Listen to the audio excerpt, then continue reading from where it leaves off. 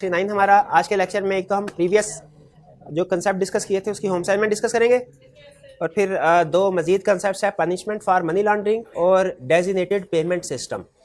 इन दो कंसेप्ट को स्टडी करेंगे। पहले क्वेश्चंस की तरफ चलते हैं। कल हमने पढ़ा क्या था? मनी लॉन्ड्रिंग की डेफिनेशन पढ़ी थी हमने, कुछ बेसिक कंसेप्ट, और उसके बाद हमने एविडेंस। ठीक है, चलिए ठीक। उस कंसेप्ट की टेस्टिंग का टाइम हो गया।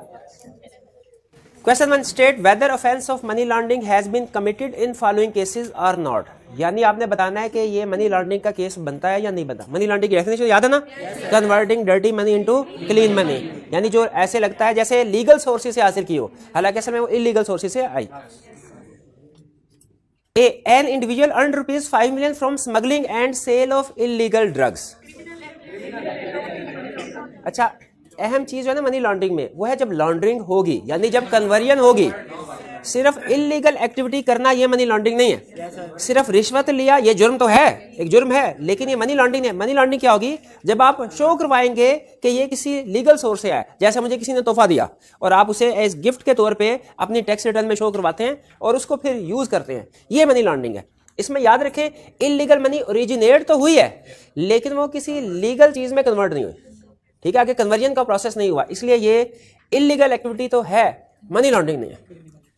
बी में कह रहा है an individual earn ₹5 million from smuggling and sale of illegal drugs. अच्छा, यहां तक अगेन इलीगल क्रिमिनल एक्टिविटी है, मनी लॉन्ड्रिंग नहीं है। And he represents this money as being earned from his legitimate business of trading in used car. और वो ये present करता है कि ये तो मैंने गाड़ियों को बेचने से पैसे हासिल किए, यानी ये दूसरे बिजनेस की इनकम में शो करवा रहा है। इनकम इलीगल सोर्स से आई है, उसे शो किसी लीगल सोर्स से करवा रहा है, तो ये मनी लॉन्ड्रिंग, क्योंकि इसमें उसने कन्वर्ट किया। ठीक है, इलीगल मनी को जो लीगल बिजनेस में शो करवाया, तो ये कन्वर्जन की, ये मनी लॉन्ड्रिंग का केस बनेगा। इसका मतलब है इसमें जो जो लोग इसके साथ इन्वॉल्व होंगे ये तो पकड़ा जाएगा ही, वो दूसरे लोग भी इसके साथ पकड़े जाएंगे, जो इसका अकाउंटेंट वगैरह होगा या जिसने इसको मशवरा दिया होगा वगैरह वगैरह। हमने एविडेंस में 4 पॉइंट्स पढ़े थे ना? नहीं, वो एविडेंस नहीं, वो क्या वो था ऑफेंस में। ऑफेंस में 4 पॉइंट्स पढ़े, 3 मेन पॉइंट्स थे और एक फोर्थ भी था। ठीक है, ये पॉइंट्स याद है आपको? जी मेरे भाई, आप सुना सकते हैं ऑफेंस के पॉइंट कि कौन किस तरह के एक्शंस को ऑफेंस ऑफ मनी लॉन्ड्रिंग समझा जाता है। वो कौन से एक्शंस, कौन से काम है जिनको मनी लॉन्ड्रिंग समझा जाता है? जी एब्सेंट था, ये ले, ये हाल है। जी भाई आगे वाले बताइए। हाँ जी, ओन करे, पोजेस करे, एक्वायर, कन्वर्ट, और एक मिनट और ट्रू नेचर, ओरिजिनल लोकेशन को कंसील करे, और थर्ड पोजेस करता है प्रॉपर्टी को किसी दूसरे के भी हाथ। जैसे आपने देखा होगा अक्सर जो फ्रंट मैन होते हैं वो इस तरह का काम कर रहे होते हैं। ठीक है, बाज़ औक़ात कुछ इनोसेंट पीपल को भी कुर्बानी का बकरा बना दिया जाता है। ठीक है, और फोर्थ में क्या पॉइंट था? जो कौंसल करेगा, एड फैसिलिटेट करेगा। शाबाश, चलिए ठीक है, तो ये क्लियर हो गया जी। एसी ऑफ कर दीजिए। कौन से वाला ऑफ करवा दें? दोनों ऑफ करवा दें। नहीं, एक हाँ ये वाला करो, ये एसी ऑफ कर दीजिए। आगे चलते हैं। Question 2, does term financial institution includes only banks? Banks के अलावा भी बहुत सी चीजें फाइनेंशियल इंस्टीट्यूशन में इंक्लूड। और ये भाई जो मुस्कुरा रहे हैं ये मुझे बताएंगे, और कोई नहीं, ये आप। हाँ जी आप जी। फाइनेंशियल इंस्टीट्यूशन में बैंक्स के अलावा और कौन कौन से इंस्टीट्यूशन शामिल है? एक्सेप्ट, चलो ये तो बैंक हो गए, ठीक है, मान लिया। आगे इंश्योरेंस प्रोवाइडर, इंश्योरेंस वाले हैं? एक मिनट है, एक मिनट, एक एक करके पूछिए जी। लीजिंग कंपनीज हैं जी? ओके ओके हो गया। और एक मिनट है, जिससे पूछ रहे हैं वही बताए। और मनी ट्रांसफर वाले हैं? और बस खत्म हो गई। उसने इतनी लंबी चौड़ी, इतनी मेहनत से लिस्ट बनाई है कि कोई बंदा रह ना जाए इस डेफिनेशन में कवर होने से, और आप 4 वर्ड बता के कह रहे हैं खत्म। नहीं याद किया जी? Guarantors, guarantee provider, guarantee and commitments provider, वो है फाइनेंशियल इंस्टीट्यूशन की डेफिनेशन। यस, और फॉरेन एक्सचेंज में जो इन्वॉल्व होते हैं। ठीक है, चलिए ठीक है, आगे चलते हैं। नहीं ठीक है, बस बस का। चलिए next question 3, state whether offence of money laundering has been committed in following cases. अब आपने बताना है इन केसेस में भी मनी लॉन्ड्रिंग का ऑफेंस हुआ कि नहीं हुआ, क्योंकि हमें पता है क्रिमिनल एक्टिविटी एक अलग चीज है और मनी लॉन्ड्रिंग अलग चीज है। मनी लॉन्ड्रिंग नेक्स्ट स्टेज होती है क्रिमिनल एक्टिविटी की। A government official received bribes for official work, यहां तक तो ये मनी लॉन्ड्रिंग नहीं है। इलीगल एक्टिविटी है लेकिन मनी लॉन्ड्रिंग नहीं है। फिर उसके बाद and bought a house using the proceeds, और इस पैसों से उसने घर खरीद लिया। अब उसने कन्वर्ट कर लिया, इस इलीगल सोर्स ऑफ इनकम से जो मनी आई उसको कन्वर्ट कर लिया, ये मनी लॉन्ड्रिंग में इन्वॉल्व हो गया। ब्राइब, रिश्वत। B, a banker knowing that transaction in a client account represented proceeds of crime concealed it from law enforcement agency. ये जो ऑफेंस में ये पहली लाइन ये थी, ये पहली लाइन की एग्जांपल है, और ये दूसरी लाइन की एग्जांपल ऐसे ही है। दूसरी लाइन क्या थी जरा बोल के मुझे बताएं ताकि मुझे ट्रू नेचर को कंसील कर। ठीक। C, an employee holds ₹10 million on behalf of his employer knowing that the amount was proceeds of crime. ये थर्ड कि अगर कोई बंदा किसी दूसरे के बिहाफ पे पोजेस कर, ये थर्ड वाली एग्जांपल है, ये भी ऑफेंस है मनी लॉन्ड्रिंग का। और D, an accountant advise one of his clients to conceal criminal property and facilitated for such concealment. ये वो लास्ट वाला पॉइंट जो था, फोर्थ। तो ये चारों केसेस में मनी लॉन्ड्रिंग हो रही है। ठीक, चलिए ये हमारे छोटी सी डिस्कशन थी, अब आगे चलते हैं। जी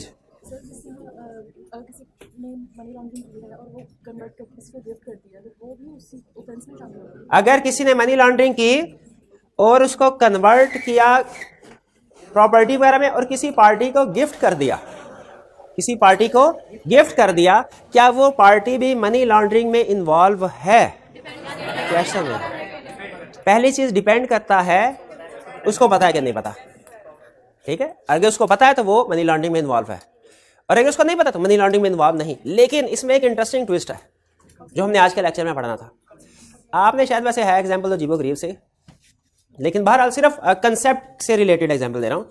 आप शायद अखबारात में आजकल पढ़ते हो कि कुछ इंडियन एक्ट्रेसेस हैं, उनके खिलाफ इन्वेस्टिगेशन हो रही है मनी लॉन्ड्रिंग, और कुछ लोगों ने, क्रिमिनल्स ने उनको गिफ्ट दिए हुए हैं जिसकी वजह से उनके खिलाफ इन्वेस्टिगेशन भी हो रही है, और मोस्ट प्रोबेबली उन्होंने एक जगह पे पढ़ा था कि वो जो गिफ्ट दिए गए प्रॉपर्टी उसको रिकवर भी करवाया जा रहा है, वो उनसे अब रिकवर करवाई जाएगी। तो अगर किसी को गिफ्ट देते हैं मनी लॉन्ड्रिंग के पैसे और उस बंदे को फर्ज कीजिए नहीं भी पता वो इनोसेंट है कि नहीं, वो तो बाद की बात है ना, ठीक है, वो बाद में प्रूफ। लेकिन अगर वो इनोसेंट नहीं भी है तो जो मनी लॉन्ड्रिंग की प्रॉपर्टी है, याद रखिए, वो रिकवर करवाई जा सकती है।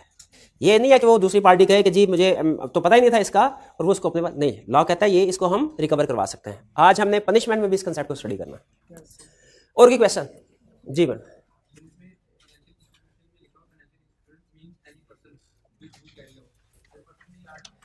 अच्छा, उसने कहा financial institution means any person. Any person से क्या मुराद है? देखिए लीगल लैंग्वेज, मैं पता है लीगल लैंग्वेज मैंने आपको शायद बताया हुआ है, कुछ कंसेप्ट्स का मतलब डिफरेंट होता है।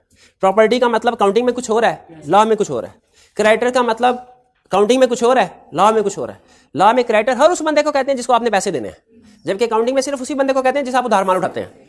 उसी तरह जो वर्ड पर्सन है ना, हम कॉमन लैंग्वेज में, मैनेजमेंट की लैंग्वेज में पर्सन कहते हैं नेचुरल पर्सन, जैसे मैं और आप। लेकिन लीगल लैंग्वेज में पर्सन दो तरह के हो सकते हैं, एक नेचुरल पर्सन और एक लीगल पर्सन। तो इसमें जब उसने फाइनेंशियल इंस्टीट्यूशन की डेफिनेशन में वर्ड यूज किया है, इसमें नेचुरल पर्सन भी आ जाते हैं, लीगल, उसने वर्ड पर्सन यूज किया है, इसमें दोनों तरह के पर्सन आ जाएंगे। वो नेचुरल भी हो सकते हैं, वो लीगल भी। वो बैंक भी, बैंक तो जाहिर है नेचुरल पर्सन तो नहीं है, वो तो एक सेपरेट लीगल एंटिटी है, ठीक है। और लेकिन जो स्टॉक ब्रोकर वगैरह है वो नेचुरल पर्सन भी हो सकते हैं। तो वर्ड पर्सन में दोनों तरह के लोग आ जाते हैं, नेचुरल और लीगल। ये नेचुरल पर्सन और लीगल पर्सन में फर्क पता ना आपको? नेचुरल पर्सन किसको कहते हैं? इंडिविजुअल जो है। और लीगल पर्सन किसको कहते हैं? जिनका अलग से एक लीगल स्टेटस होता है लेकिन उनकी एग्जिस्टेंस इस दुनिया में एज रियल पर्सन नहीं है। उन्हें समटाइम लीगल पर्सन कहते हैं और समटाइम उन्हें आर्टिफिशियल पर्सन भी कहते हैं। क्लियर? तो पर्सन की फाइनेंशियल इंस्टीट्यूशन में दोनों तरह के लोग आ जाएंगे। और कोई क्वेश्चन? जी सर, ये evidence of offence of money laundering में इसका पहला पॉइंट नॉलेज और इंटेंट में inferred from factual circumstances in according अच्छा, हाँ जी बिल्कुल। वो ये कहता है, प्रैक्टिकली होता ये है कि जिसके पास भी मनी लॉन्ड्रिंग के पैसे आए ना, वो कहता ये है मुझे तो पता नहीं है मनी लॉन्ड्रिंग के पैसे थे, मैं तो समझ रहा दूसरे बंदे की हकलाल की कमाई होगी। अब जैसे वो अकाउंट में से जब करोड़ों रुपए निकलता है तो हर बंदा आके क्या कह रहा होता है, यही मुझे तो पता ही नहीं था, ये मेरे तो पैसे हैं। अच्छा, ये बात सही कह रहे होते हैं कि मेरे पैसे नहीं है, लेकिन मुझे पता था कि नहीं पता था। अब ये डिटरमिन करना मुश्किल होता है, क्योंकि हर पार्टी यही कहेगी कि सर मुझे नहीं पता था। जिसके अकाउंट से भी पैसे निकलेंगे वो कहेगा मुझे नहीं पता था कि ये पैसे जो है ये मेरे अकाउंट में किसी ने डिपॉजिट करवाया या नहीं करवाए, ठीक है, या गिफ्ट किसी ने दिया, सर मुझे नहीं पता कि ये मनी लॉन्ड्रिंग के पैसे थे। तो फिर कैसे पता चलेगा कि ये इस पर्सन को इस एक्टिविटी का, इस मनी लॉन्ड्रिंग एक्टिविटी का नॉलेज था कि नहीं था, कैसे पता चलेगा? ये इशू है, कैसे पता चल सकता? कानून शहादत ने इसको एक्सप्लेन किया है और वो क्या कहता है? कहता है फैक्चुअल सर्कमस्टेंसेस से आप हालात से अंदाजा लगाएंगे। लॉ में दो तरह के एविडेंस होते हैं, शायद मैंने पहले भी बताया था। एक होता है सर्कम एविडेंस के बोलते हैं सर्कमस्टेंशियल एविडेंस। एक तो है ना, कीजिए एक बंदे ने दूसरे को कत्ल किया और किसी बंदे ने देख लिया कत्ल करते हुए, यह है चशमदीद गवाह, ये भी एविडेंस है। लेकिन फर्ज कीजिए एक कमरे में दो लोग हैं सिर्फ, और हम बाहर बैठे हुए हैं, हमें फायर की आवाज़ आई, अंदर आके देखा एक बंदा जो है उसका मर्डर हुआ है और कमरे में उस दूसरे के अलावा और कोई बंदा नहीं है और दूसरे बंदे के हाथ में गन है। अब हम में से किसी ने भी यह नहीं देखा उसको कत्ल करते हुए, ठीक है, हमारे पास कोई चशमदीद गवाह नहीं है, लेकिन क्या हालातों वाक़ियात का जायजा लेके इस नतीजे पे पहुंचा जा सकता है कि जिस बंदे के हाथ में गन है इसने दूसरे बंदे को कत्ल किया है जिसकी डेथ हो चुकी है? क्या सर्कमस्टेंसेस से हम इस नतीजे पे पहुंच सकते हैं? इसे कहते हैं सर्कमस्टेंशियल एविडेंस।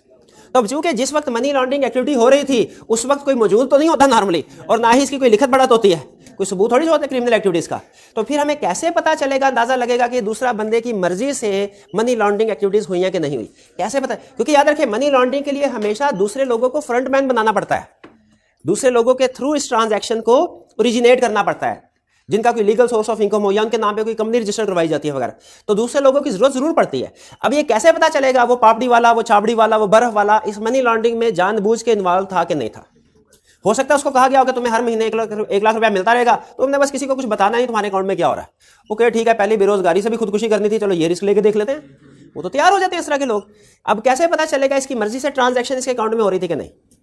सर्कमस्टेंशियल एविडेंस से, हालात वाकयात का जायजा लेके देखा जाएगा, ठीक है। अब ये तो अब आप खुद बताइए कैसा पॉसिबल है कि आपके घर में कोई एक चीज 1 साल तक पड़ी हो और आपको पता ही ना हो मेरे घर में है कि नहीं?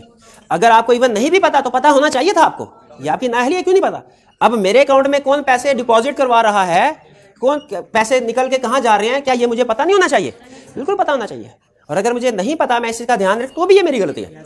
ला इस एक्सक्यूज नहीं मानता कि मुझे नहीं पता था सर ये ट्रांजैक्शन कौन कर रहा है। कहता है नहीं पता था तो आपको ये तो पता होना चाहिए था, और नहीं पता तो जब आपके अकाउंट में पैसे आप फौरन किसी को रिपोर्ट करते हैं, ब्रांच मैनेजर के पास जाते हैं, आप क्यों नहीं उसके पास गए?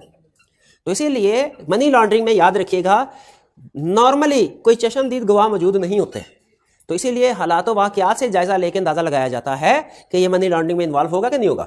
अब टीवी पे जो दिखाते हैं हमें वो एक अलग चीज, लेकिन आप एक अगर लॉ इन्फोर्समेंट एजेंसी के ऑफिसर हैं, आप खुद बताएं, ये जो बंदा जिसके अकाउंट में सारी ट्रांजैक्शन हो रही है, अगर ये गरीब आदमी और आपको कहता है कि सर मुझे कुछ नहीं पता था, आप इसको क्लीन चिट दे देंगे? आपको तो इन्वेस्टिगेट करेंगे, ठीक है, उसको इन्वेस्टिगेट करना कोई बुरी बात नहीं है, ठीक है। वो हमदर्दियां समेटने के लिए वो चाहे वो खबरें लगवा देते हैं अखबार में या टीवी चैनल्स के ऊपर, एक अलग बात है, लेकिन हमने तो ये देखना लॉ क्या कहता है। लॉ कहता है अगर सर्कमस्टेंसेस से अंदाजा लग रहा है कि एक बंदा मनी लॉन्ड्रिंग में इन्वॉल्व है तो सो वो है, ठीक है। ये है कानून शहादत। इसकी छोटी सी एग्जांपल मैंने दी थी, जिससे चोरी का सामान बरामद हुआ, तो जिससे मनी लॉन्ड्रिंग के पैसे बरामद हुए, मनी लॉन्ड्रिंग में इन्वॉल्व है।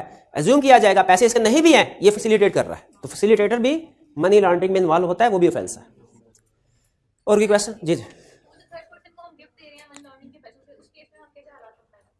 जो थर्ड पर्सन को गिफ्ट दे रहे हैं मनी लॉन्ड्रिंग के पैसों से, देखिए जो सर्कमस्टेंशियल एविडेंस है ना, ये सर्कमस्टेंसेस पे डिपेंड करते हैं, ठीक है। एक तो वैसे ही इटसेल्फ ये एक अजीब सी बात लगती है कि जी गिफ्ट क्यों दिया। आपको पता है समटाइम वो पाकिस्तान में भी एक केस था मनी लॉन्ड्रिंग में, वो कुछ मॉडल वगैरह को पैसे दे के वो फॉरेन टूर, हाँ बिल्कुल, बेच देते थे। और ये एक केस नहीं है, इस तरह के बहुत से कैरेक्टर, बहुत से किरदार होते हैं जो ये काम करते हैं। ये भी मनी लॉन्ड्रिंग का एक तरीकाकार है, उनको पैसे दे दिए और उनको भिजवा दिया। अब वो फॉरेन कंट्रीज में उनकी पेमेंट होती थी। बेसिकली होता ये था कि मनी लॉन्ड्रिंग इलीगल पैसे यहाँ से अर्न किए और फॉरेन कंट्री में जाके फ्लैट प्रॉपर्टी वगैरह बाय कर ले, तो ये भी मनी लॉन्ड्रिंग का एक तरीका था। अब उसमें ये जो फैसिलिटेटर है, क्या ये भी मनी लॉन्ड्रिंग में इन्वॉल्व नहीं है? बिल्कुल है, और आपने देखा उसको शायद सजा भी हुई है।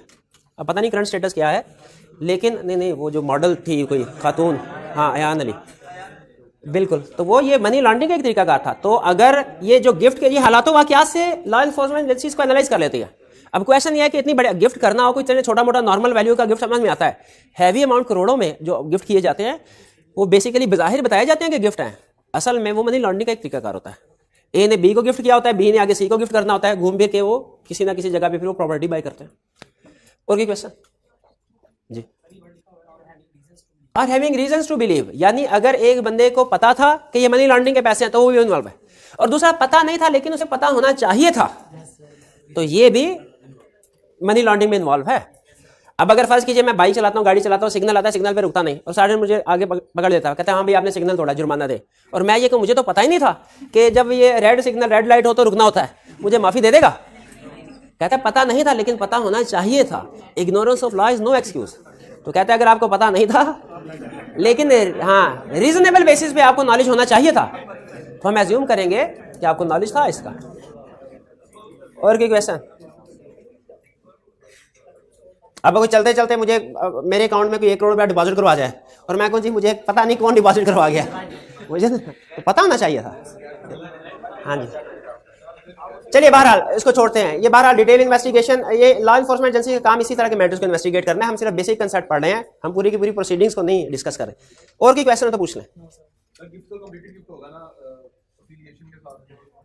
हाँ कंप्लीटेड गिफ्ट, देखिए वो ये कह दिया जाए, अगर वो बंदा मान ले कि ये मेरे पैसे हैं, ला ये उसे नहीं कहेगा कि आपके पैसे नहीं है। फर्ज कीजिए अगर किसी ने गिफ्ट दिया तो जिस पार्टी ने गिफ्ट दिया वो पार्टी वापस नहीं मांग सकते, वो पार्टी वापस नहीं मांग, ये कॉन्ट्रैक्टेड कहता है हमें, completed gift without consideration valid है।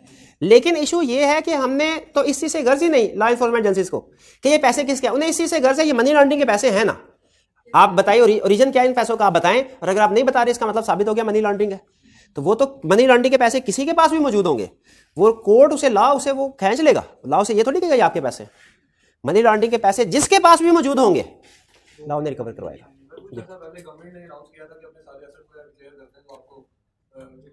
हाँ जी, हाँ असल में कुछ पाकिस्तान को जो ग्रे लिस्ट में डाला गया है ना, उसमें कुछ ऐसी चीज़ें हैं भी। हम तो यहाँ पे प्रोपेगेंडा ये करते हैं ना कि जी वो यूएसए हमारे खिलाफ एक्शन ले रहा है, हम पे प्रेशराइज कर रहे हैं कुछ दूसरे मैटर्स की वजह से, लेकिन कुछ पाकिस्तान में ऐसी प्रैक्टिसेस होती भी हैं। जैसे वो शायद आप एग्जांपल दे रहे हैं, वो मुशर्रफ साहब के ज़माने में उन्होंने एक क्या एमनेस्टी स्कीम लॉन्च की थी कि आप शायद 2% या 2.5% अगर आप टैक्स अदा कर दें, पैसे अदा कर दें, तो आपकी जितनी भी ब्लैक मनी है वो सारी वाइट समझी जाएगी। तो जो इंटरनेशनल ऑर्गेनाइजेशन, उन्होंने कहा भाई ये क्या चक्कर है, इसका मतलब है आपने एक तरह से किसी बंदे ने जो भी इलीगल मनी हासिल किया है, रिश्वत से, अगवा बराए तवान से, वो आपको 2.5% अगर शेयर दे देता है तो वो सारे के सारे पैसे वाइट हो गए। आप उसके खिलाफ कोई इन्वेस्टिगेशन नहीं करेंगे, पैसे कहाँ से आएगा। तो ये एक बहुत बड़ा इन इटसेल्फ एक क्वेश्चन मार्क था एमनेस्टी स्कीम, इस तरह की स्कीम। तो इसी तरह की स्कीम को वो मना करते हैं। और आपने रिसेंटली देखा होगा प्राइस बॉन्ड भी डिसकंटिन्यू किए जा रहे हैं। इसके पीछे रीजन क्या है भला, कि ये मनी लॉन्ड्रिंग में यूज होते थे प्रैक्टिस। तो इस तरह के जो प्राइस बॉन्ड है, एमनेस्टी स्कीम्स हैं, इनको जो मनी लॉन्ड्रर है ये वक्तन फवक्तन अपना इन्फोर्स के जरिए से, पॉलिटिशियन के जरिए इस तरह के ऑर्डिनेंस या एक्ट जो है वो इन्फोर्स करवाते हैं ताकि वो इसमें अपनी ब्लैक मनी को वाइट कर लें।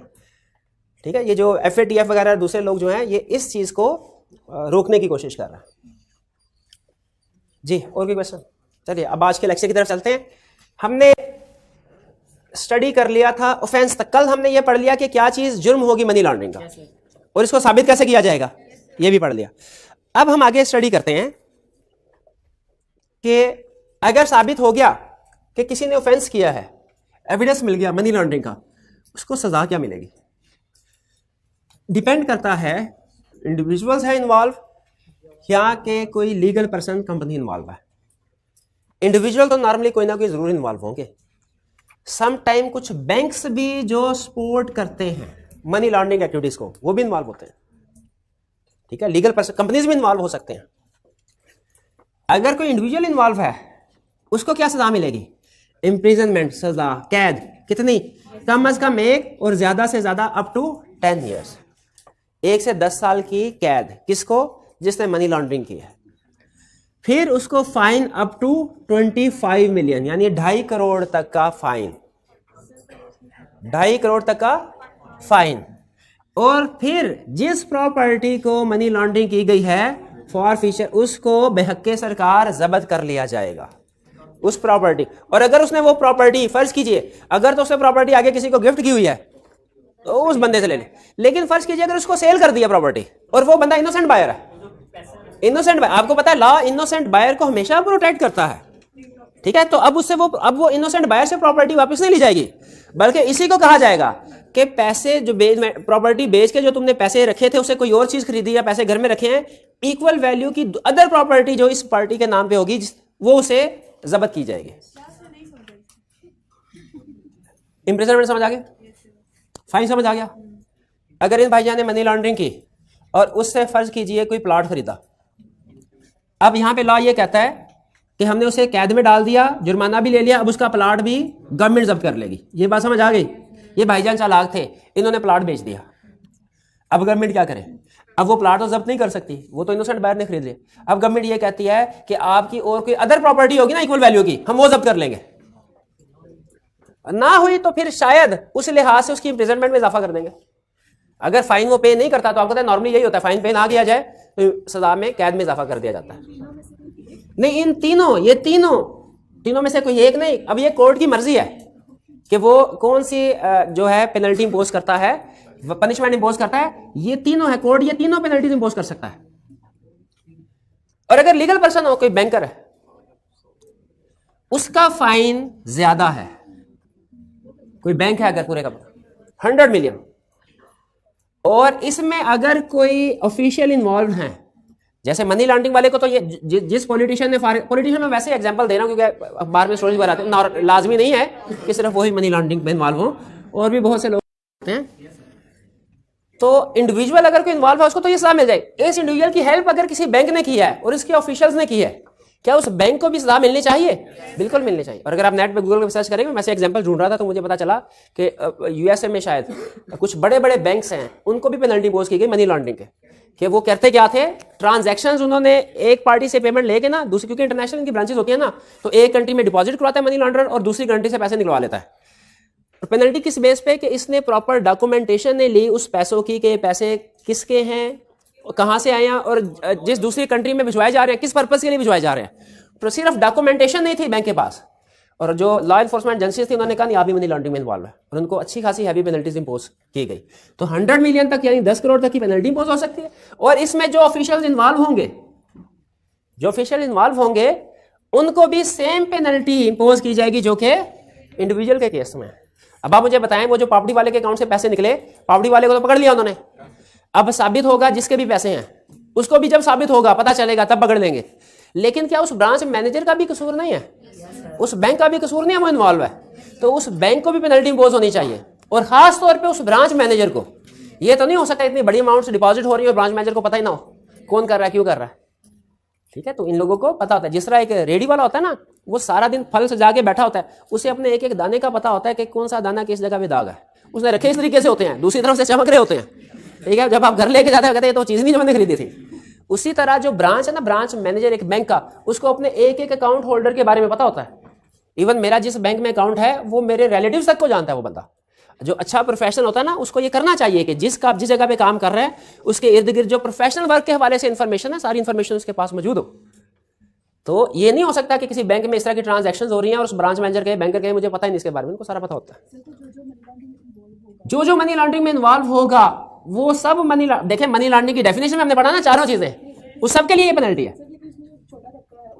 छोटा तो उसके पास पैसे फाइन नहीं होगा, छोटे तबके के पास प्रॉपर्टी नहीं, कोई बात नहीं, कैद में तो जा सकता है। हो सकता है जज ये कहेगा जी अगर आप पेनल्टी दे देते हैं आपको 5 साल की कैद, और अगर आपने पैसे नहीं दिए तो आपको 10 साल की कैद। ठीक है, चलिए आगे चलो।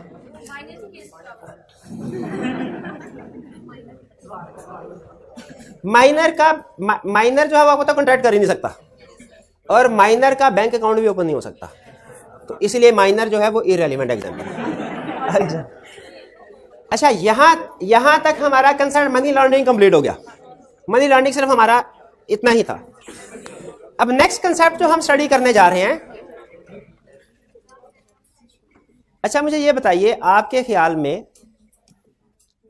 आज से 20 साल पहले पाकिस्तान में जो बैंकिंग फाइनेंशियल सिस्टम होता था ना, फाइनेंशियल सिस्टम या बैंकिंग सिस्टम कह लेने की बात है। फाइनेंशियल सिस्टम का मतलब ऐसा सिस्टम जिसके जरिए से आप पैसे या मनी एक जगह से दूसरी जगह पे दूसरे पर्सन को ट्रांसफर करते हैं अपनी ट्रांजैक्शन को सेटल करने के लिए। आज से 15-20 साल पहले सारे का सारा सिस्टम मैनुअल होता था। आपने बिल जमा करवाना है, आप बैंक के बाहर लाइन लगा के खड़े होते थे, बिल की पेमेंट होती थी। आपने किसी बंदे को पेमेंट करनी है, आप उसको चेक देते थे। क्या आज का जो फाइनेंशियल सिस्टम है वो उसी तरह मैनुअल सिस्टम पे काम कर रहा है कि अब मैनुअल के साथ साथ कोई इलेक्ट्रॉनिक सिस्टम भी है? इलेक्ट्रॉनिक सिस्टम भी है। इलेक्ट्रॉनिक सिस्टम ऐसा सिस्टम है जिसके जरिए आप घर बैठे बैठे एक पर्सन से दूसरे, अब अपनी यू कंप्रिहेंसिव वर्ड यूज करता हूं, घर बैठे बैठे अपनी फाइनेंशियल लायबिलिटीज को पे कर सकते हैं। ठीक है, किसी को पेमेंट करनी है, बिल अदा करना है, फीस अदा करनी है, स्कूल वगैरह वगैरह, सारी चीजें घर बैठे कर सकते हैं। आप मुझे ये बता सकते हैं कि आपके पास कौन कौन सी ऑप्शंस हैं पेमेंट करने के लिए? आपने किसी को इलेक्ट्रॉनिकली पेमेंट करनी है, अगर जैज़ कैश की ऑप्शन है, शाबाश, इजी पैसा की ऑप्शन है, एमसीबी, हाँ, बैंक्स की अपनी भी ऐप्स मौजूद हैं, ठीक है, बैंक्स की अपनी ऐप मौजूद हैं, और इसके अलावा आप एटीएम के जरिए से भी, इंटरनेट बैंकिंग के जरिए से भी आप पेमेंट कर सकते हैं। बिल्कुल ठीक है। अच्छा, मुझे ये बताइए कि खास तौर पे फोकस करते हैं हम दो एग्जांपल्स के ऊपर, जैज़ कैश और इजी पैसा।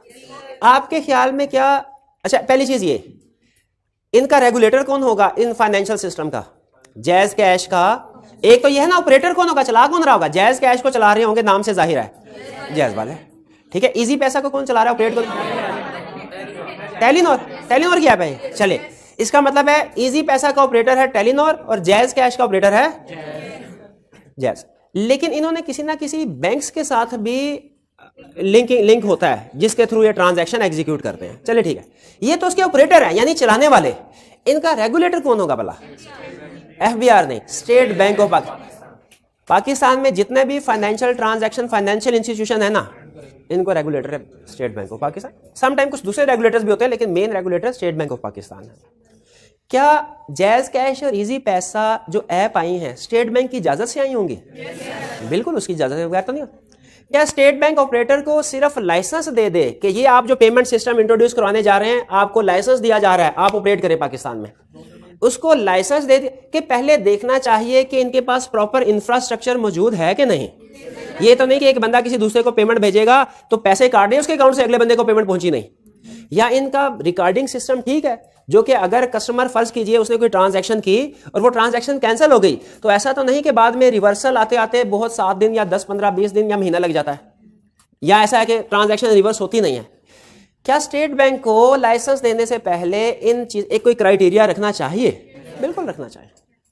और आज के लेक्चर में हम यही पढ़ने जा रहे हैं। एक, पेमेंट सिस्टम क्या होता है? पेमेंट सिस्टम तो जनरल टर्म है ना। पेमेंट सिस्टम कोई भी ऐसा सिस्टम जिसके जरिए से आप अपनी फाइनेंशियल ट्रांजैक्शंस को सेटल करते हैं। किसी भी बंदे को पेमेंट करनी हो, किसी से पैसे रिसीव करने हो, वो करते हैं। आजकल ज्यादातर जो पेमेंट सिस्टम है वो मैनुअल की बजाय इलेक्ट्रॉनिक है, ठीक है। अच्छा, अब ये जो पेमेंट सिस्टम है पाकिस्तान में जो भी स्टार्ट हुए हैं या आगे होंगे, इनको परमिशन लेनी पड़ती है, लाइसेंस लेना पड़ता है स्टेट बैंक ऑफ पाकिस्तान से। और जिस पेमेंट सिस्टम में जैसे इजी पैसा payment system, jazz cash payment system, जिस पेमेंट सिस्टम को लाइसेंस दे दे स्टेट बैंक, उसको कहते हैं डेजिग्नेटेड पेमेंट सिस्टम। यानी डेजिग्नेटेड पेमेंट सिस्टम वो है जो लाइसेंस्ड पेमेंट सिस्टम है, जिसको स्टेट बैंक ऑफ पाकिस्तान ने लाइसेंस दे दिया। वर्ड डेजिग्नेटेड का मतलब जिसको इजाजत दे दी कि आप पाकिस्तान में ऑपरेट करें, ठीक है। अच्छा, अब क्या इस पेमेंट सिस्टम को अगेन बस हल्का सा लिंकिंग कर रहा हूं, मनी लॉन्ड्रिंग के लिए भी यूज किया जा सकता है? बिल्कुल, इसीलिए खास तौर पे इसके ऊपर रेगुलेशंस भी मौजूद है। उसने इसलिए मनी लॉन्ड्रिंग के टॉपिक के साथ ही पेमेंट सिस्टम का टॉपिक भी ऐड किया है। हालांकि दोनों रेगुलेशन, दोनों लॉ सेपरेट है, लेकिन चूंकि मनी लॉन्ड्रिंग के लिए इसको भी यूज किया जाता है, इसलिए उसने उसके साथ इसको भी ऐड कर दिया। सबसे पहले इंट्रोडक्शन, डेजिग्नेटेड पेमेंट सिस्टम है क्या? पेमेंट सिस्टम है ऐसा सिस्टम जो कि यूज किया जाता है फाइनेंशियल ट्रांजैक्शन को सेटल करने के लिए। जब कभी आपके जहन में डेजिग्नेटेड पेमेंट सिस्टम आए या पेमेंट सिस्टम का वर्ड आए, फौरन आ जाए जैज़ कैश, इजी पैसा, इससे आपको कंसेप्ट सारे समझ आएंगे। ऑपरेट कौन करता है? कोई ना कोई बैकएंड पे फाइनेंशियल इंस्टीट्यूशन होता है जिसको हम कहते हैं ऑपरेटर। नॉर्मली फाइनेंशियल इंस्टीट्यूशन होता है। अब जैज़ फाइनेंशियल इंस्टीट्यूशन नहीं है, लेकिन डेफिनेटली बैकएंड पे इन्होंने किसी ना किसी फाइनेंशियल इंस्टीट्यूशन के साथ अरेंजमेंट्स की होंगी, ठीक है। तो जो ऑपरेट कर रहा होता है उसको कहते हैं हम ऑपरेटर। उसको हम क्या कहते हैं? ऑपरेट। एक टर्म यूज होता है ऑपरेटर, एक टर्म यूज होती है पार्टिसिपेंट्स। अगर मैं जैज़ कैश में अपने पैसे डिपॉजिट करवाता हूं तो मैं हूं पार्टिसिपेंट, और ऑपरेट कौन कर रहा है सारे सिस्टम को? Jazz cash. ऑपरेटर से मुराद वो पर्सन जो पेमेंट सिस्टम को ऑपरेट कर रहा है, जो उस सिस्टम को यूज कर रहा है अपनी ट्रांजैक्शन के लिए, वो पार्टिसिपेंट है। किसी भी पेमेंट सिस्टम को डेजिग्नेट कौन करता है, कौन इजाजत देता है? State bank of Pakistan.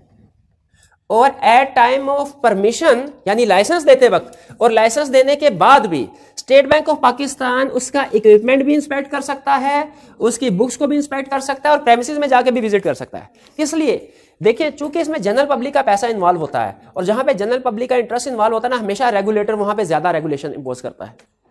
तो इसलिए स्टेट बैंक को पाकिस्तान इंश्योर करना चाहता है कि आपका इक्विपमेंट आउटडेटेड तो नहीं है, क्या ये quickly with in second transaction को सेटल कर देगा। आप खुद सोचें अगर आपके अकाउंट से 20,000 रुपये निकल जाए और दूसरा बंदे तक आधे घंटे तक ना पहुंचे, उस आधे घंटे में क्या कैफियत होगी हमारे, हम कहेंगे पता नहीं हमें लूट लिया इन्होंने, हमारे पैसे चले गए, और कई ख्यालात आते हैं। तो इसीलिए इसमें ज्यादा डिले नहीं होना चाहिए। जैसे ही ट्रांजैक्शन एग्जीक्यूट हुई और जैसे ही सेटल हुई, इनिशिएशन में और सेटलमेंट ज्यादा डिले नहीं होना चाहिए। और डिले कितना होगा ये डिपेंड करता है इक्विपमेंट्स के ऊपर, ठीक है। और इन ट्रांजैक्शन की सही रिकॉर्डिंग हो रही है कि नहीं, सही बुक्स ऑफ अकाउंट्स मेंटेन हो रही है, स्टेट बैंक ने ये दोनों चीजें चेक करनी है। तो स्टेट बैंक इस सिस्टम को डेजिग्नेट करने से पहले, लाइसेंस देने से पहले इसकी चेकिंग करेगा। और इसकी चेकिंग में सिर्फ बिजनेस प्रेमिसेस की चेकिंग नहीं है, वो भी है, उसके साथ साथ उसके इक्विपमेंट की भी, उसकी रिकॉर्डिंग की भी चेकिंग है कि ट्रांजैक्शन सही रिकॉर्ड हो रही है कि नहीं। फिर इसके बाद operational arrangements to be made by operator, यानी अगर कोई भी ऑपरेटर ऑपरेट करना चाहता है एक पेमेंट सिस्टम को, तो उसकी क्या क्या जिम्मेदारियां हैं, उसकी क्या क्या रिस्पॉन्सिबिलिटीज हैं। पहली रिस्पॉन्सिबिलिटी, वो रूल्स बनाएगा, rules and regulation, terms and condition. किस लिए? Participation in DPS. आप जायज कैश में अकाउंट बनाना चाहते हैं, क्या कुछ टर्म्स एंड कंडीशंस जो आपको फॉलो करना पड़ती हैं? बिल्कुल। तो ये टर्म्स एंड कंडीशन बनाएगा, एक तरह से ये एडमिशन फॉर्म बनाएगा। और ये कौन बनाएगा? Designated payment system. जायज कैश पे आप अकाउंट करवाना चाहते हैं तो जायज कैश, जायज, और अगर इजी पैसा तो फिर टेलीकॉम। फिर जो ऑपरेटर है ये बताएगा राइट्स एंड लायबिलिटीज क्या है ऑपरेटर एंड पार्टिसिपेंट्स की। क्योंकि जब एक आप अकाउंट खुलवाते हैं ना, एक तरह से आपके दरमियान में और डेजिग्नेटेड पेमेंट सिस्टम के दरमियान में एक कॉन्ट्रैक्ट हो रहा है। इस कॉन्ट्रैक्ट में राइट्स एंड लायबिलिटीज पता होनी चाहिए। आपका ये राइट है कि आपका जो भी अकाउंट आपने डिपॉजिट करवाया है उसका रिकॉर्ड रखा जाए। आप जब इंस्ट्रक्ट करें पेमेंट कर दो तो वो उसको पेमेंट कर देनी चाहिए, ठीक है। लेकिन इसी तरह जो ऑपरेटर है इसके भी कुछ राइट्स एंड लायबिलिटीज है, ठीक है।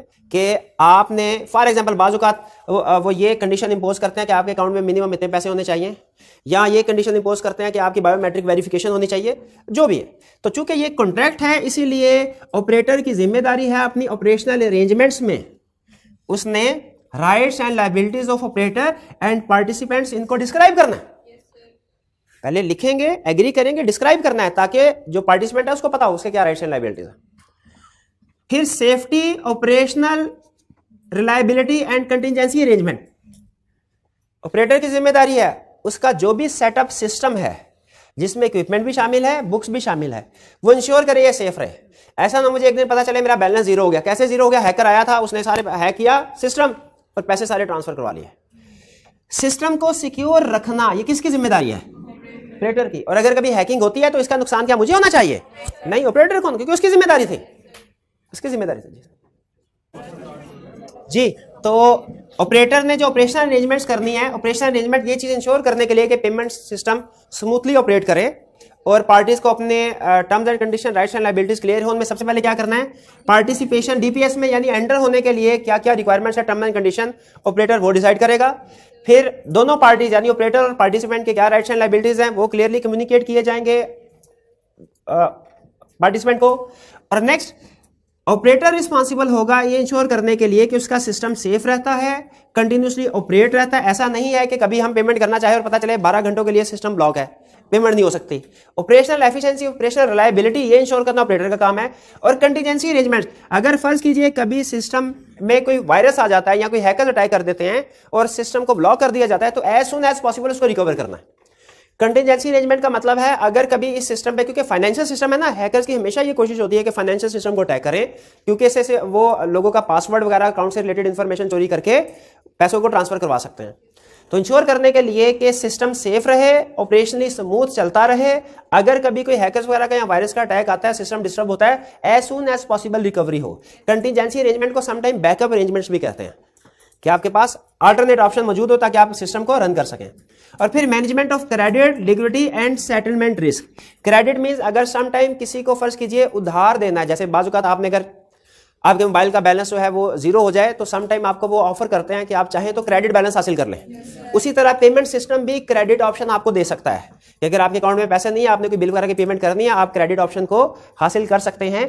अब इसको मैनेज करना, अगर क्रेडिट ऑप्शन देनी है, ये भी ऑपरेटर का काम है। लिक्विडिटी, लिक्विडिटी का मतलब ये है ऑपरेटर ने ये इंश्योर करना है कि जो पैसे हैं वो वो अवेलेबल रहे। लिक्विडिटी का मतलब है कैश इन हैंड अवेलेबल हो। लिक्विड एसेट आपने शायद अकाउंटिंग में टर्म सुनी होगी। लिक्विड एसेट ऐसे एसेट को कहता है जिसे इमीडिएटली यूज किया जा सकता है, जैसे कैश वगैरह। ऑपरेटर ये ना करे, यहां पे क्या कह रहा है ऑपरेटर को, ये ना करे ऑपरेटर के लोगों ने पैसे जमा करवाए हैं और वो अपने किसी फिक्स एसेट को खरीदने के लिए उन पैसों को इस्तेमाल कर ले। जो लोगों ने पैसे जमा करवाए हैं उससे against liquidity asset, liquid assets maintain करने हैं, उनको यूज नहीं कर सकता। और सेटलमेंट रिस्क का मतलब क्या है कि जो हमने ट्रांजैक्शन को इनिशिएट किया उस वक्त में और जब ट्रांजैक्शन सेटल हो जाती है उस वक्त में ज्यादा डिले नहीं होना चाहिए और ट्रांजैक्शन को मिस भी नहीं होना चाहिए कि हमने किसी ट्रांजैक्शन की पेमेंट कर दी और आगे दूसरी पार्टी तक वो पैसे नहीं पहुंचे। ठीक है, ऐसा मिस भी होना चाहिए ट्रांजैक्शन और उसमें अनड्यू डिले भी नहीं होना चाहिए। ये चीजें इंश्योर करनी है ऑपरेटर में। चलिए, और क्या स्टेट बैंक ऑफ पाकिस्तान जिसने लाइसेंस इशू किया था, क्या इस लाइसेंस को कैंसिल कर सकता है? कब लाइसेंस कर सकता है? पहली चीज, जब उसने जिन टर्म्स एंड कंडीशन के ऊपर लाइसेंस इशू किया था उसकी वायलेशन हो। दूसरा, जब designated payment system ceases to operate effectively as DPS, जब वो ऑपरेट ही ना करे या अपने ऑपरेशन डिसकंटिन्यू कर दे, बंद कर दे, उसका लाइसेंस कैंसिल कर दिया जाएगा। तीसरे नंबर पे, ऑपरेटर ने स्टेट बैंक ऑफ पाकिस्तान को फॉल्स या मिसलीडिंग इंफॉर्मेशन सबमिट करवाई। अब स्टेट बैंक ऑफ पाकिस्तान कोई रेगुलेटर है, वो state bank of Pakistan commercial banks को भी कहता है कि मंथली बेसिस के ऊपर रिपोर्टिंग की जाए, शायद कोई डेली या वीकली बेसिस के ऊपर भी होगी, लेकिन जब मैं डिफरेंट ऑडिट के लिए हम जाते थे तो उस वक्त मंथली रिपोर्टिंग किया करते थे सारे commercial bank state bank of Pakistan को, क्योंकि उसने मॉनिटरी पॉलिसी बनानी होती है और उसमें वो इन चीज़ों को कंसिडर करते हैं। तो अगर किसी ऑपरेटर ने गलत information state bank of Pakistan को सबमिट करवाई, स्टेट बैंक ऑफ पाकिस्तान क्या कर सकता है? लाइसेंस कैंसिल कर सकता है। अगर ऑपरेटर वाइंडिंग अप में है, जैसे फर्ज कीजिए अगर जैज वाले अब पाकिस्तान में अपना बिजनेस खत्म कर देते हैं तो क्या ऑटोमेटिकली जो उनका पेमेंट सिस्टम है जैज कैश वो भी खत्म नहीं हो जाना चाहिए? यही कह रहा है कि अगर ऑपरेटर वाइंडिंग अप में होगा तो जो पेमेंट सिस्टम जो उसका लाइसेंस दिया गया था वो भी खत्म कर दिया जाएगा। और इसके अलावा भी अगर स्टेट बैंक को समझे कि किसी पेमेंट सिस्टम का लाइसेंस कैंसिल करना जनरल पब्लिक के इंटरेस्ट में है तो उसका लाइसेंस रिवोक कर सकता है। हाँ, इसमें अहम चीज, ये सारी चीजें आसान हैं, ये थोड़ी सी समझना मुश्किल है इसलिए क्योंकि ये ऑपरेशन से रिलेट करते हैं, ये प्रैक्टिकल नेचर की चीजें हैं। ठीक है, ऑपरेशन से रिलेट, लेकिन ये आसान है कि स्टेट बैंक ऑफ पाकिस्तान किन केसेस में लाइसेंस को रिवोक कर सकता है। उसमें खास तौर पे दो चीजें हमें रखिएगा, एक होता है लाइसेंस सस्पेंड करना, एक होता है लाइसेंस रिवोक करना, कैंसिल, दोनों में फर्क है। सस्पेंड का मतलब है कि आप ये कह दें कि कुछ अरसे के लिए आप ट्रांजैक्शन नहीं कर सकते, और रिवोक, लाइसेंस रिवोक करने का मतलब है आप कभी भी नहीं कर सकते, परमानेंट फर्क। सस्पेंशन टेम्परेरी होती है और रेवोकेशन परमानेंट होती है। स्टेट बैंक ऑफ पाकिस्तान के पास ये राइट है कि वो बताए बगैर किसी रीजन बताए बगैर या अपॉर्चुनिटी ऑफ हियरिंग दिए बगैर किसी भी पेमेंट सिस्टम का लाइसेंस सस्पेंड कर सकता है। लेकिन अगर वो कैंसिल करना चाहता है तो उसको नोटिस देना पड़ेगा और वो आके अपने हियरिंग में अपना पॉइंट ऑफ व्यू प्रेजेंट करेंगे, उनका मौक़िफ़ सुनने के बाद ही उसको रिवोक किया जाएगा। तो ये सस्पेंशन में और रेवोकेशन ऑफ लाइसेंस में फर्क है, ये नोट कर लीजिए। क्लियर? तो भी जरा क्विक रिवीजन कर लेते हैं। जी जी मेरे भाई कुछ जी नहीं, ये revocation of license, Jazz cash का लाइसेंस रिवोक हो रहा है, जैज एज नेटवर्क जो टेलीकॉम है उसका लाइसेंस रिवोक नहीं हो रहा। वो स्टेट बैंक थोड़ी करेगा, वो तो शायद दूसरे पीटीए वाले करेंगे।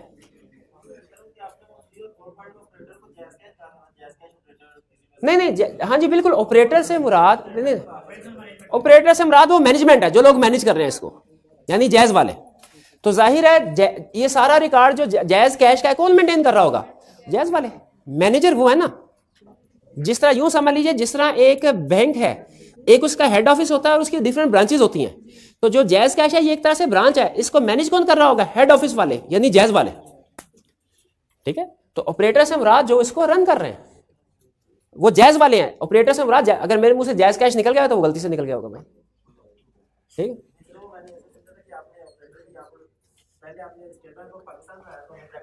नहीं, ऑपरेटर मैंने स्टेट बैंक ऑफ पाकिस्तान को ऑपरेटर कभी बनाया ही नहीं, ये ना करें, इस पे मैं कभी नहीं मानूंगा।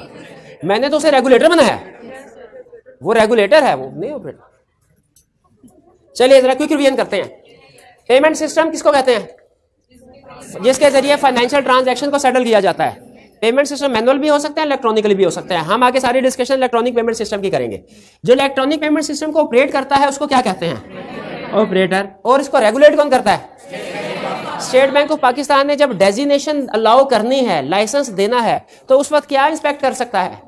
बिजनेस प्रेमिसेस भी इंस्पेक्ट कर सकता है, बुक्स भी इंस्पेक्ट कर सकता है, इक्विपमेंट भी इंस्पेक्ट कर सकता है।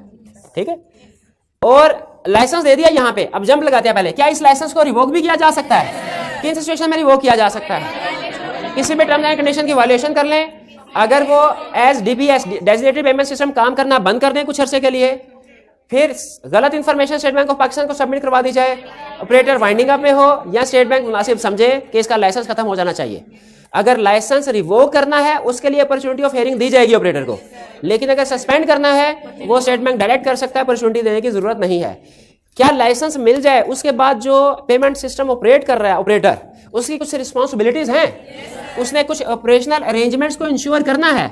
इनका मकसद क्या है? ताकि इसमें जो पार्टीज इन्वॉल्व हैं उनको अपने सिस्टम के बारे में, अपने राइट्स लायबिलिटीज के बारे में पता हो, और इसके अलावा जो सिस्टम है इसकी स्मूथ फंक्शनिंग को इंश्योर करना ऑपरेटर की जिम्मेदारी होती है। इसीलिए वो पार्टिसिपेशन, डीपीएस में पार्टिसिपेशन के लिए, पार्टिसिपेशन से मुराद अकाउंट खोलने के लिए जो भी चीजें जरूरी है, रिक्वायरमेंट्स है, वो कम्युनिकेट करेगा, वो एस्टेब्लिश करना इसकी जिम्मेदारी है। Rights and liabilities of operator and participants क्या होंगे ये डिसाइड करेगा।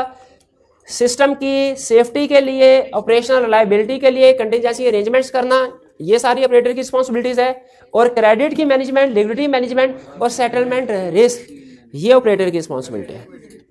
लिक्विडिटी मैनेजमेंट ऑफ क्रेडिट का मतलब समझ आ गया कि अगर क्रेडिट लागू करना है तो उसका अलग से रिकॉर्ड रखना पड़ेगा। मैनेजमेंट ऑफ लिक्विडिटी का मतलब क्या है कि आपने जितने पैसे जमा करवाए हैं जायज कैश के अकाउंट में, वो वहां पे एवरी टाइम अवेलेबल होने चाहिए, अवेलेबल होने चाहिए। ऐसा ना हो कि जायज कैश वाले उन पैसों को किसी और जगह यूज कर लें। लिक्विडिटी का मतलब कि लिक्विडिटी होनी चाहिए ऑपरेटर में, उसके पास लिक्विड कैश एसेट्स मौजूद होने चाहिए, ताकि ये ना हो आज मैंने पैसे जमा करवाए, कल मैं पैसे उसे निकलवाने लगूं और वो पता चले कि उसके पास पैसे नहीं है पेमेंट करने के लिए।